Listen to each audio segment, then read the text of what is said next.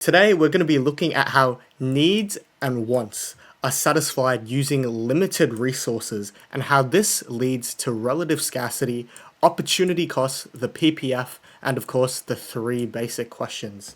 First, let's look at needs and wants. A need is a good or service that's essential to survival. A want, on the other hand, isn't essential for survival, but does improve the quality of someone's life. The key thing is to remember that human needs and wants are both unlimited. People always want more or better things. To try and satisfy some of our unlimited needs and wants, we use resources.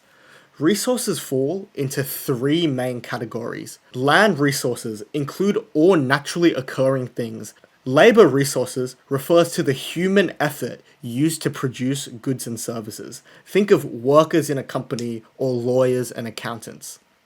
Finally, capital resources refers to man-made items which are used to help with the production process. These items help businesses produce more goods and services. For example, roads might make it easier to transport other products such as fruit and vegetables. It's important to remember that we only have a limited amount of resources, but our needs and wants are always unlimited. Because of this, we're forced to make choices about how those resources are used. For example, if a lot of people decide that they want new clothing, businesses may decide to use more of their labor and capital resources, such as workers and machines, towards producing clothing so that more basic needs and wants are satisfied in society. This is also called relative scarcity. Because of unlimited human needs and wants, our resources just can't make everyone happy. As a result, we as a society have to decide where to best allocate our resources to make the most people happy or satisfy the most needs and wants. For example, let's say you have $20 to go shopping for clothes and you're interested in buying hoodies, shoes, t-shirts, basically everything you can think of. In this case, your resource cash would be limited in comparison to your wants, which is every single article of clothing I just previously mentioned. Thus, you must choose what you buy with your limited money so that you'll be the most happy and you'll be the most satisfied. This is the exact same as relative scarcity. Because of our limited resources, we constantly have to make choices about what we should buy and what we should spend. This now leads us to opportunity cost, which refers to the next best alternative foregone when an economic decision is made. Basically, because we cannot satisfy everybody's needs and wants, every choice we make must come with a cost or something that we have to give up. For example, if a business uses its workers and machines to produce clothes, the opportunity cost might be the shoes or electronics that could have been made instead. It refers to the second best alternative which we have lost when a decision is made. An important note is that opportunity cost only refers to the second best alternative, not every single alternative.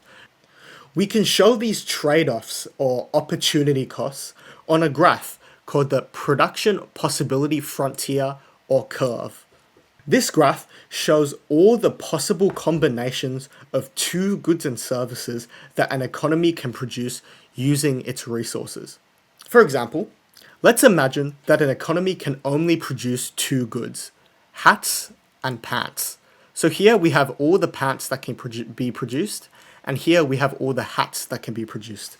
Each point on this graph shows a possible combination of pants and hats that the economy can produce using its resources.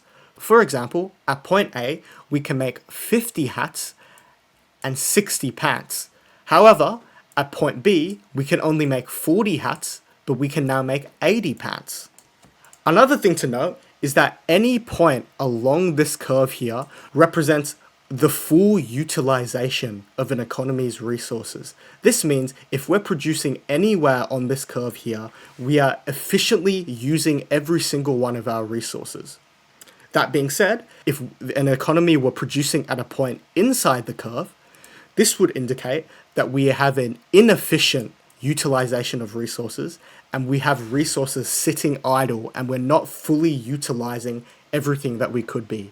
However, if we have a point outside the curve, this point would be impossible to produce at unless we were to get access to more resources. Now it's your turn. Have a think. What would the opportunity cost be from moving from point A to point B? So at point A, we produce 50 hats and we make 60 pants. And if we were to move from point A to point B, we would now make 80 pants. However, only 40 hats. So while we've gained 20 pants, we've lost 10 hats. And if you remember, opportunity cost refers to what you're giving up or what we're missing out on. So in this case, the opportunity cost would be the 10 hats that we have missed out on. Finally, we have the 3 basic economic questions. Because resources are limited, every society has to make choices about how to use those resources.